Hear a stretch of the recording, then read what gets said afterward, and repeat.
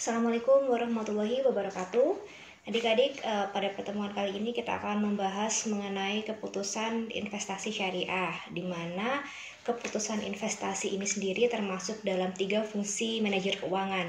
Yang pertama adalah dalam keputusan pendanaan ya. Pendanaan kan dari mana uang itu berasal, misalkan entah itu dari hutang, entah itu dari modal sendiri, kayak gitu ya. Lalu ada juga keputusan investasi, artinya uang yang diperoleh itu dibelanjakan untuk apa aja, atau bagaimana memanfaatkan uang yang ada dalam perusahaan.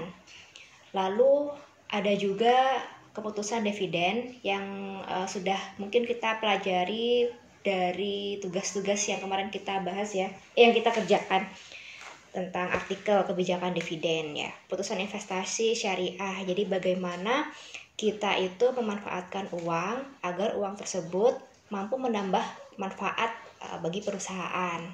Seperti itu ya. Oke. Investasi dalam perusahaan. Nah, ini ya. Menurut Khawati, investasi adalah suatu tindakan melepaskan uang, modal atau dana pada saat sekarang dengan harapan memperoleh keuntungan pada masa yang akan datang. Dan di proses investasi ini tentunya ada risiko ya yang mengikuti, entah itu risiko kerugian atau untung. Yang diharapkan adalah untung, tapi selalu ada risiko yang mengikuti, seperti itu ya. Keputusan investasi merupakan implementasi dari allocation of fund atau aktivitas penggunaan dana yang menimbulkan arus kas keluar. Karena kita kan memanfaatkan uang ya, mengorbankan uang. Tentunya ada arus kas atau dana yang keluar dari pihak perusahaan yang bertujuan untuk memperoleh arus kas masuk atau capital inflow. Alokasi dana bisa dalam bentuk investasi jangka pendek berupa working capital.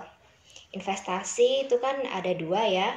Jadi keputusan investasi dalam perusahaan itu muncul dalam sebelah kiri neraca atau pada sisi aktiva ya. Di situ ada aset aset lancar atau aset jangka pendek, dan juga aset tidak lancar atau aset tetap atau aset jangka panjang ya.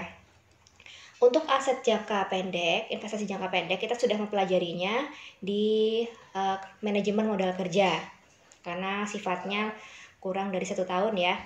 Nah, untuk investasi jangka panjang atau yang sifatnya lebih dari 1 tahun, itu kita akan pelajarinya di bab ini ya. Jadi kalian harus mampu membedakan. Jadi investasi itu dibagi menjadi 2. Aset lancar, investasi jangka pendek ya berupa aset lancar seperti kas untuk surat berharga, atau misalkan kalian investasi itu kan bukan kayak yang di saham-saham gitu gitu. Ya itu masuk investasi jangka pendek. Nanti mungkin untuk manajemen surat berharga itu kalian mempelajarinya di manajemen investasi dan portofolio. Di situ akan lebih dijelaskan gamblang ya dibandingkan di manajemen keuangan yang basic. Nah, setelah ada investasi jangka pendek, ada juga investasi jangka panjang yang berupa capital investment atau berupa aset tetap. Misalkan apa? Misalkan kalian beli tanah atau beli gedung, beli mesin, seperti itu. Dan perencanaan investasi jangka panjang disebut dengan penganggaran modal atau capital budgeting. Investasi jangka panjang perlu diingat adalah investasi yang umurnya lebih dari 1 tahun. Jadi memang membutuhkan biaya yang besar ya dibandingkan dengan investasi jangka pendek, dan butuh perhitungan yang hati-hati. Karena apa? Karena menyangkut cash flow dalam beberapa tahun, arus kas dalam beberapa tahun, dan kita akan mempelajarinya di bab ini, atau namanya adalah penganggaran modal atau capital budgeting ya. Ini adalah beberapa prinsip-prinsip ekonomi Islam dalam investasi. Jadi dalam berinvestasi kita tidak sembarangan ya. Kalau di ekonomi secara umum, yang penting itu investasi dapat memberikan keuntungan sebesar-besarnya. Tapi perlu kita ingat, dalam ekonomi Islam ada beberapa prinsip yang harus diturutin, harus diikutin. Tidak mencari rezeki pada hal yang haram, baik dari segi zatnya maupun cara mendapatkannya, serta tidak menggunakannya untuk hal-hal yang haram.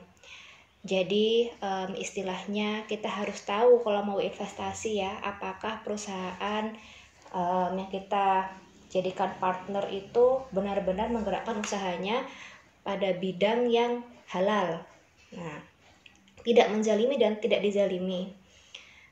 Dan juga ada keadilan pendistribusian kemakmuran, mungkin dalam menentukan bagi hasil atau nisbah. Transaksi dilakukan atas dasar ridho sama ridho, tidak ada paksaan ya, tidak ada unsur riba, maisir atau judi, dan juga gharar atau ketidakjelasan. Misalkan adik-adik mau berinvestasi pada surat-surat berharga, nah itu adik-adik nggak boleh motifnya untuk berspekulasi ya, tetapi untuk apa? Untuk membantu sesama dalam mengembangkan bisnis. Boleh untuk mencari keuntungan, tetapi harus berdasarkan koridor prinsip-prinsip Islam, yaitu tidak ada ini ya, maisir, riba, gharar. Nah, ini adalah proses keputusan investasi syariah. Yang pertama adalah penelitian ya, penelitian dulu, kita kayak riset, mini riset dulu. Misalkan adik-adik itu ingin membuka pabrik baru, jangan deh, misalkan ingin ekspansi usaha ya, misalkan di kota lain, misalkan di kota Banyuwangi gitu. Jadi adik-adik harus tahu kira-kira untuk membangun sebuah bisnis, misalkan bisnis cilok gitu ya, di Banyuwangi itu perlu berapa modalnya, disesuaikan dengan harga-harga kebutuhan di sana. Pasti berbeda kan dengan di Jember. Lalu kira-kira prospeknya bagaimana? Dengan prospek yang sedemikian rupa, adik-adik dapat memperoleh keuntungan berapa setiap periodenya. Ya, seperti itu. Itu merupakan basic research. Jadi tidak serta-merta membangun pabrik di sana atau membangun usaha baru di sana, tapi harus melakukan penelitian dengan mengumpulkan informasi mungkin dari orang-orang penduduk asli Banyuwangi, atau mungkin berdasarkan riset-riset di internet bagaimana prospek bisnis cilok di Banyuwangi. Lalu ada membuat proposal. Di sini mungkin ya, membuat proposal di sini maksudnya adik-adik mungkin punya karyawan. Karyawan ini ada di bidang misalkan produksi atau pemasaran, kan macam-macam ya bidang-bidang manajemen. Lah jadi ide untuk melakukan ekspansi itu kan tidak harus dari adik sendiri, tapi mungkin dari bawahan-bawahan atau karyawan-karyawannya adik. Jadi karyawan-karyawan tersebut misalkan punya ide, bagaimana kalau misalkan kita ekspansi ke Banyuwangi. Jadi dia kan seakan-akan membuat proposal ke bosnya gitu. Seperti itu ya. Mungkin bisa didiskusikan bersama dengan pihak perusahaan, atau mungkin mencari bantuan dana, mencari pendanaan dari crowdfunding, dari P2P lending, dari orang lain lah, istilahnya pemodal. Berarti kan adik-adik perlu sebuah proposal. Lalu setelah membuat proposal ada kajian dan analisa. Apakah program ekspansi cilok itu ya di Banyuwangi itu layak untuk dilakukan apa tidak? Menimbang dari cost and benefitnya, biaya dan pemasukannya. Apakah ternyata pemasukannya lebih besar daripada biayanya, atau cash inflow-nya lebih besar daripada cash outflow-nya? Tentu yang kita harapkan kan seperti itu. Jadi menganalisa apakah bisnis tersebut itu layak atau tidak untuk dieksekusi. Lalu mempertimbangkan labanya berapa persen.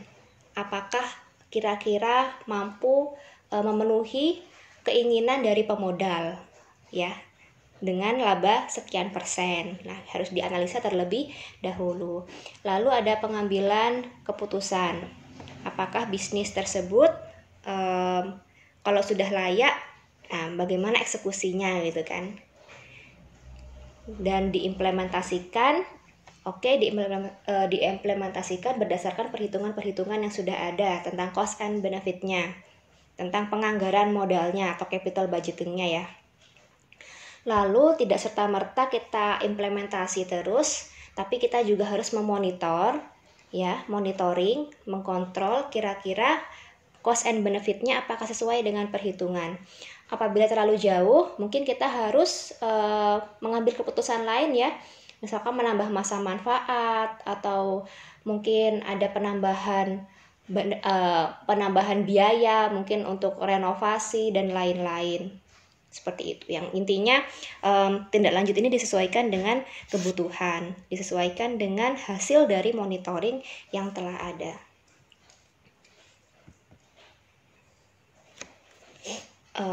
Lanjut ya, penilaian keputusan investasi atau capital budgeting syariah. Nih ya, pembiayaan pada aktiva tetap di mana pengembalian dilakukan secara menyebar pada sejumlah tahun tertentu disebut pengeluaran modal. Maksudnya di sini misalkan adik-adik beli mesin. Mesin kan merupakan aktiva tetap. Mesin itu merupakan suatu investasi karena diharapkan mesin itu mampu menambah produktivitas kita, produktivitas perusahaan kita dalam menghasilkan barang.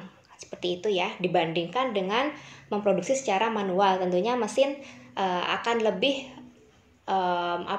men-trigger istilahnya, menambah produktivitas dalam menghasilkan barang. Dari yang awalnya satu hari berapa unit, misalkan 10 unit, tapi dengan adanya mesin mungkin bisa digenjot sebesar 100 unit. Oke, jadi tentunya kita untuk mesinnya sendiri mungkin harganya 100 juta gitu ya. Jadi 100 juta itu merupakan biaya awal atau modal awal. Nah, mesin itu tentunya akan menambah memberikan hasil kepada kita setiap tahunnya atau setiap periodenya, entah itu bulan, hari, atau tahun. Nah, gampangnya tahun ya.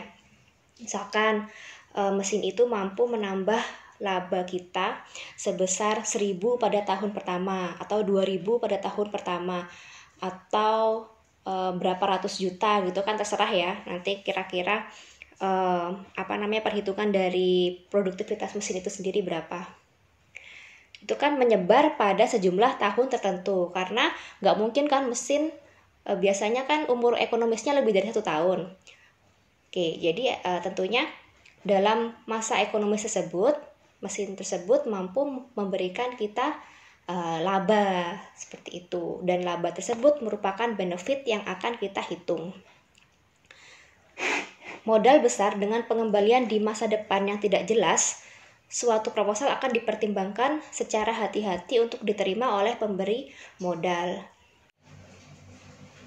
Selanjutnya adalah contoh investasi jangka panjang atau yang umurnya lebih dari 1 tahun ya. Yang pertama adalah melengkapi dan memperluas struktur perusahaan, misalkan ekspansi ke kota lain atau kecamatan lain, seperti itu. Lalu ada inovasi dan perluasan produk.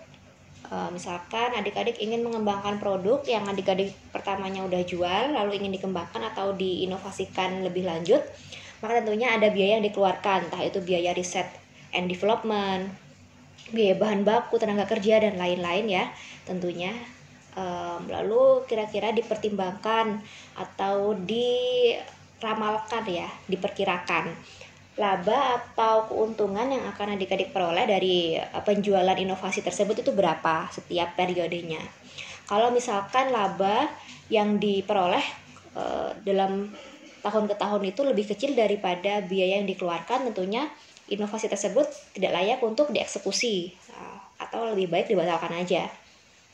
Lalu ada konstruksi baru, misalkan pembuatan pabrik, jalan raya, jembatan ya, proyek-proyek besar, atau mungkin penggantian pabrik atau perangkat lama dengan pabrik atau perangkat baru nih. Sering dibikin riset nih, sering dibikin artikel dalam jurnal ilmiah. Kita lebih baik mengganti atau tetap mempertahankan yang ada, memperbaiki yang sudah ada, atau mungkin beli lagi lah, seperti itu ya. Jadi ada proyek yang istilahnya mutually exclusive atau proyek yang harus dipilih salah satu. Nah, proyek tersebut ini bisa dipecahkan menggunakan capital budgeting. Jadi kira-kira proyek mana yang akan dipilih ya, yang tentunya yang paling menguntungkan perusahaan. Atau juga keputusan antara menyewa atau membangun atau malah beli ya. Di sini ada 3 pilihan. Dan keputusan-keputusan lain seperti kampanye iklan, program pelatihan, dan proyek yang memerlukan analisis arus kas keluar dan arus kas masuk. Jadi pokoknya segala proyek pada perusahaan pada jangka waktu lebih dari 1 tahun yang memerlukan aliran kas keluar atau cash outflow atau biaya ya, dan juga ada aliran kas masuk atau cash inflow atau manfaat. Nah, itu dapat dipecahkan menggunakan penganggaran modal atau capital budgeting. Ini adalah beberapa praktik penilaian investasi atau penganggaran modal yang konvensional, yang sudah lama bertahun-tahun digunakan di seluruh penjuru dunia. Yang paling umum nih ada 3 ini ya, payback period, ada juga net present value atau NPV, dan juga internal rate of return atau IRR. Sebetulnya masih banyak lagi, ada juga MAPI, ada juga discounted payback period. Cuman ini kan saya ringkas ya, karena mungkin kita akan mempelajarinya secara umum aja, nggak sampai menghitungnya secara rigid untuk yang metode konvensional. Metode payback period. Jadi payback period itu adalah metode evaluasi kelayakan suatu investasi dengan mencari periode yang diperlukan untuk mengembalikan jumlah investasi yang telah dikeluarkan berdasarkan arus kas yang diharapkan dari investasi yang didanai. Intinya payback period itu, pertanyaan yang muncul adalah berapa tahun atau berapa lama modal tersebut tertutupi atau tercover, atau istilahnya berapa lama sih balik modalnya, seperti itu ya. Contohnya misalkan ada suatu proyek ya, nggak usah ditakutin dulu masalah bahasa Inggrisnya. Jadi gini, misalkan ada initial investment, tulisannya salah, harusnya initial investment atau biaya awal ya, atau modal awal itu kan 42.000. Berarti kalau biaya awal tuh kan minus ya, minus 42.000, kita mengeluarkan biaya. Lalu pada tahun pertama, ini kan pada tahun ke-0 ya, initial investment. Misalkan hari ini saya mengeluarkan uang sebesar $42.000. Lalu pada tahun pertama atau misalkan tahun 2020, proyek tersebut menghasilkan $14.000 atau ada laba $14.000 ya. Sehingga istilahnya modal awal yang belum tertutupi atau tercover atau kita masih kurang balik modal ya, sebesar $28.000. Bener kan? Dari 42.000 dikurangi 14.000. Masih kurang 28.000 nih buat balik modal. Tahun kedua, cash inflow-nya sama, tetap 14.000. Berarti pada tahun kedua kita masih kurang 14.000 lagi untuk menutup modal. Dan pada tahun ketiga ada cash inflow lagi atau laba masuk lagi sebesar 14.000. Oke, di sini akhirnya pada tahun ketiga modal kita yang sebesar 42.000 ini tertutupi. Seperti itu ya. Mungkin nanti hasilnya nggak bulat. Misalkan ini pada tahun ketiga kita dapat 16.000 gitu ya. Berarti nanti tertutupinya modal tersebut itu 3 tahun lebih berapa hari kan, seperti itu ya. Oke. Untuk tahun-tahun berikutnya kita udah surplus, artinya modal tersebut udah tertutupi dan kita tinggal menikmati keuntungan yang sudah ada. Jadi payback periodnya adalah 3 tahun. Udah gampangnya seperti itu ya. Ada juga net present value atau NPV, di mana net present value adalah rumus yang digunakan untuk menentukan nilai sekarang dari investasi dengan jumlah diskon dari semua arus kas yang diterima dari proyek. NPV dikritik oleh ekonom syariah karena menggunakan konsep perhitungan nilai waktu dari uang. Adik-adik tentunya masih ingat konsep time value of money yang dulu pernah kita singgung dalam kaitannya dengan economic value of time. Di situ saya membandingkan antara konsep time value of money yang dipakai oleh ekonom konvensional dan juga economic value of time yang digunakan oleh atau digagas juga ya oleh ekonom syariah. Time value of money ini adalah sebuah konsep yang melegitimasi adanya bunga ya sebagai faktor dari perubahan nilai waktu dari uang, dan tentunya sangat ditentang oleh ekonomi syariah. NPV ini misalkan gini, kayak misalkan ya, ini untuk payback period tidak memperhitungkan adanya nilai waktu dari uang. Jadi 14.000 pada tahun kedua ini sama dengan 14.000 pada tahun pertama atau pada tahun ke-0. Jadi 14.000-nya ini sama, nggak ada perubahan nilai dari waktu ya.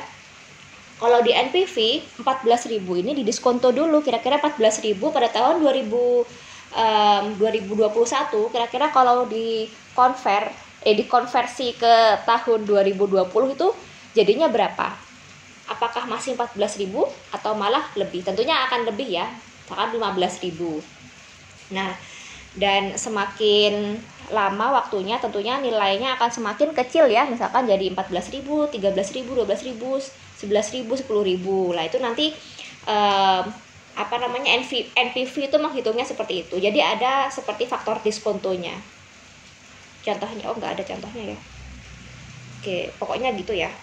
Nah, NPV ini pengambilan keputusannya seperti apa? Kalau NPV lebih dari 0, berarti arus kas masuk lebih besar daripada arus kas keluar. Dan artinya kalau NPV lebih dari 0, itu artinya proyek diterima atau proyek layak untuk dieksekusi. Seperti itu. Kalau NPV kurang dari 0, berarti biaya yang masuk lebih besar daripada biaya yang keluar lebih besar daripada keuntungan yang masuk. Oleh karena itu NPV kalau kurang dari 0 ini berarti proyek ditolak. Seperti itu ya. Intinya ada tingkat diskonto yang menggunakan bunga. Biasanya itu bunga dan juga inflasi. Padahal kan kalau di ekonomi syariah kita memandang sesuatu itu tidak pasti ya. Bunga itu melegitimasi bahwa setiap periode kita pasti untung. Padahal kan nggak kayak gitu. Padahal kita juga mengalami kondisi rugi, kondisi konstan atau tidak untung atau istilahnya BEP seperti itu ya. Ada juga faktor inflasi di mana kita nggak serta-merta terus mengalami inflasi, tapi ada juga deflasi. Lalu ada juga internal rate of return atau IRR ya. Adalah metode untuk menghitung tingkat bunga atau discount rate yang membuat nilai saat ini dari seluruh perkiraan arus kas masuk sama dengan nilai sekarang dari ekspektasi arus kas yang keluar. Prinsipnya, IRR adalah rangkaian perhitungan yang membuat nilai NPV menjadi 0. Istilahnya, IRR itu adalah tingkat bunga berapa sih yang membuat kita itu balik modal. Nah, istilahnya seperti itu ya. Atau kita itu memperoleh laba yang sama dengan biaya yang telah kita korbankan. Nah, pada tingkat berapa persen. Oke, karena praktik perhitungan investasi syariah tadi itu investasi yang konvensional itu ditentang atau sedikit dikritisi oleh ekonom syariah. Oleh karena itu Akram Khan melihat metode evaluasi investasi konvensional dapat mengantarkan dan menyuburkan praktek ribawi dalam sistem investasi. Untuk itu, Akram Khan menawarkan metode analisa investasi yang disebut investable surplus method. Ini yang akan kita pelajari nanti. Ia menyimpulkan bahwa time value of money secara konseptual adalah ribawi dan tentunya tidak dapat diterima. Hal ini karena konsep time value of money mengesampingkan hasil impas dan minus dari suatu investasi. Ya, karena kita proyeksinya untung terus gitu ya. Nggak ada proyeksi untuk impas atau rugi. Ketika gagasan dasar bahwa waktu mempunyai nilai dan mempertimbangkan waktu dalam arus kas adalah sesuatu yang bisa diterima, analisis teknik pengeluaran modal sudah menggunakan konsep modal tetap yang tidak islami. Ya, jadi ada kepentingan untuk membuat rumusan alternatif di samping keinginan untuk membuat sebuah karakter yang sederhana dan rasional dengan melibatkan uang sebagai waktu. Aslinya time value of money ini memang merupakan suatu fenomena yang nggak dapat kita tolak emang benar kok kita mengalami adanya perubahan nilai waktu dari uang ya. Tapi cara kita menghadapinya itu bukan dengan melegitimasi adanya bunga. Jadi memang waktu itu ada nilai ekonominya. Jadi kita tidak harus menggunakan time value of money, menggunakan economic value of time itu juga ada perubahan waktunya ya, ada perubahan nilai waktunya juga, nggak apa-apa.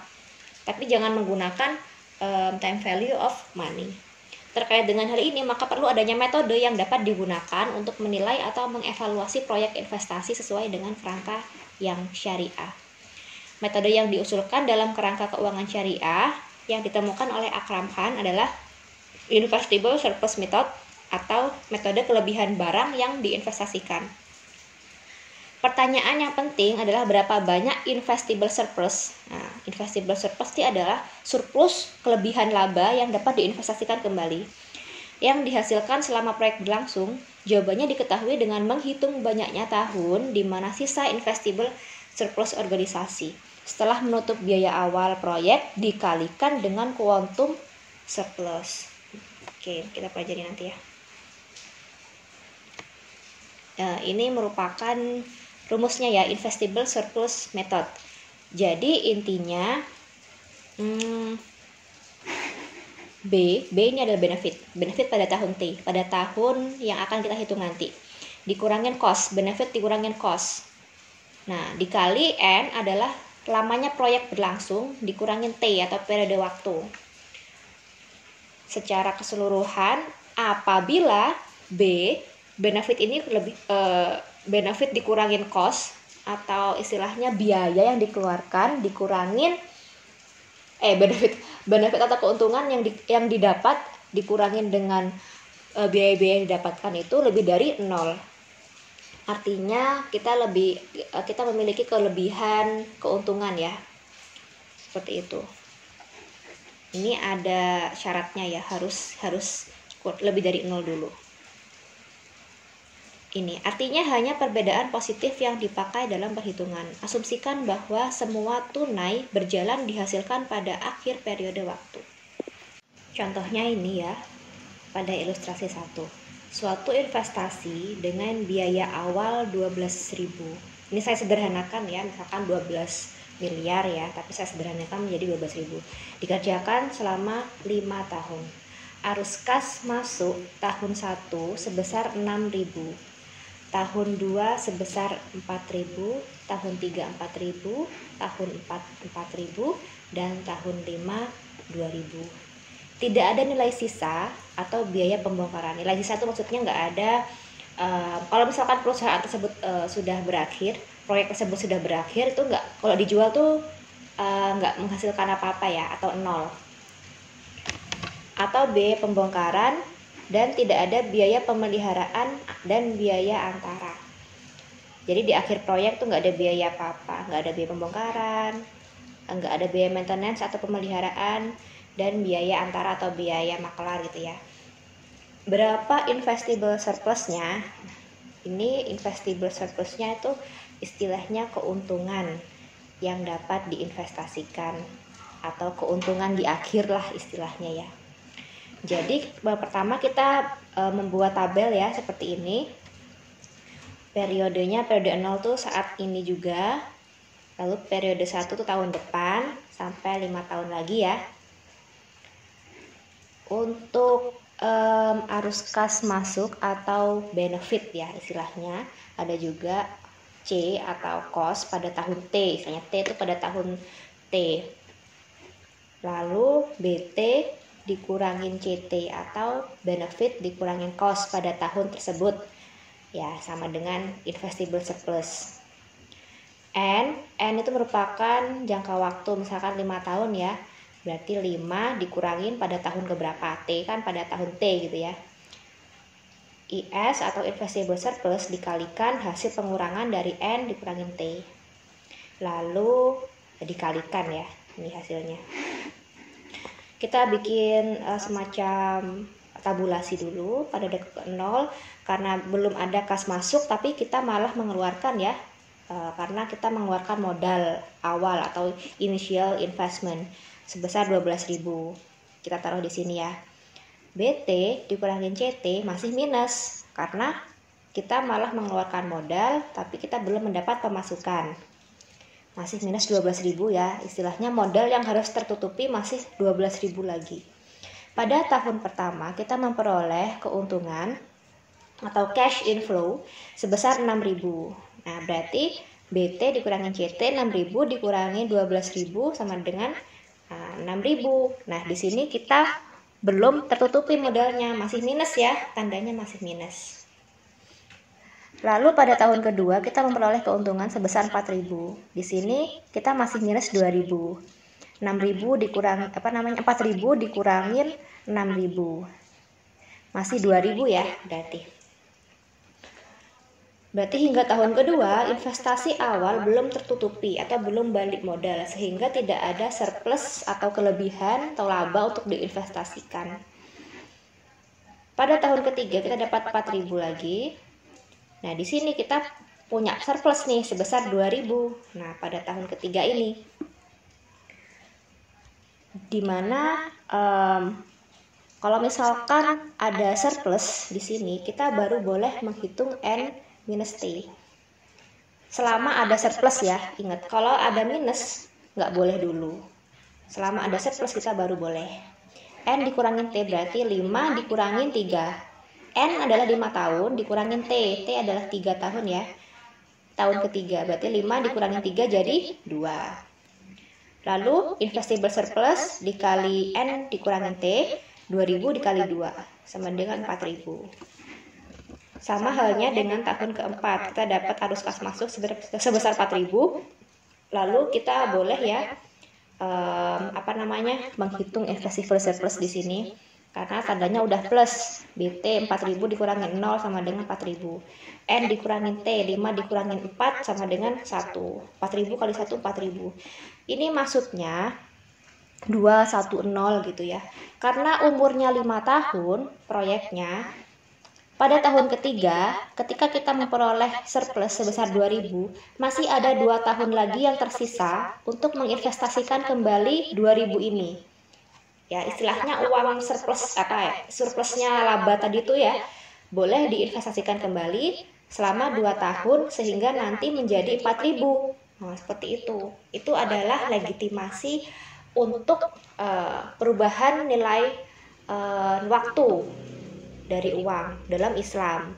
Jadi kita tidak pakai diskonto tapi pakai kuantum surplus dikalikan tahun yang tersisa dalam umur proyek seperti itu, dan ini diperbolehkan. Nah, sama ya. Kalau pada tahun kelima karena N min T 5 dikurangi 5 udah 0, jadi nggak ada waktu yang tersisa lagi dalam umur proyek, jadi nilainya adalah 0 karena nggak ada uang yang diinvestasikan kembali. Waktunya udah habis ya setelah itu. Jadi kalau di total investable surplusnya adalah 8.000. Seperti itu ya. Ini untuk kasus yang sederhana. Untuk yang lebih kompleks, ini bentar, kita belum menghitung rate-nya ya.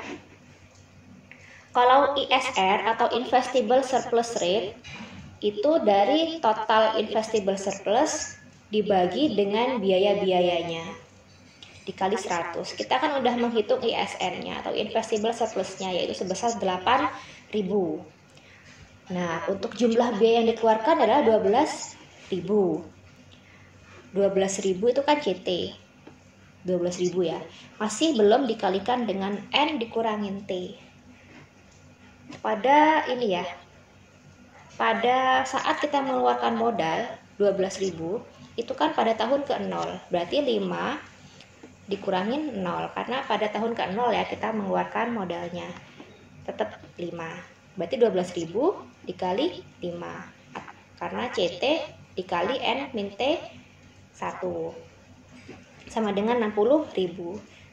Berarti ISN dibagi dengan CT dikali N min T 1 atau 8.000 dibagi 60.000 dikali 100%. Atau investable surplus rate-nya adalah 13,3%. Jadi investable surplusnya adalah sejumlah 8.000 dengan investable surplus rate sebesar 13,3%. Seperti itu ya. Kalau rate artinya tingkat ya, berarti dalam bentuk persentase. Ada lagi yang lebih ini ya, lebih kompleks. Ada suatu proyek 10 tahun dan investasi awal sebesar 12.000 dengan biaya penggantian. Ingat kalau biaya kita mengeluarkan sejumlah uang atau namanya cost ya, dan 4.000 pada tahun kelima dan ke-8. Jadi pada tahun kelima kita mengeluarkan biaya sebesar 3.000 dan pada tahun ke-8 kita mengeluarkan biaya sebesar 4.000. Tidak ada nilai sisa atau biaya pembongkaran. Ditanyakan, temukan investable surplus dan investable surplus rate. Nah, angka-angkanya dari mana sih, Bu? Ini kan dari hasil riset. Nah, kira-kira tahun pertama saya dapat segini. Nah, itu kan disimulasikan ya, atau diproyeksikan. Kalau meleset bagaimana? Ya nggak apa-apa, ini kan namanya juga perhitungan.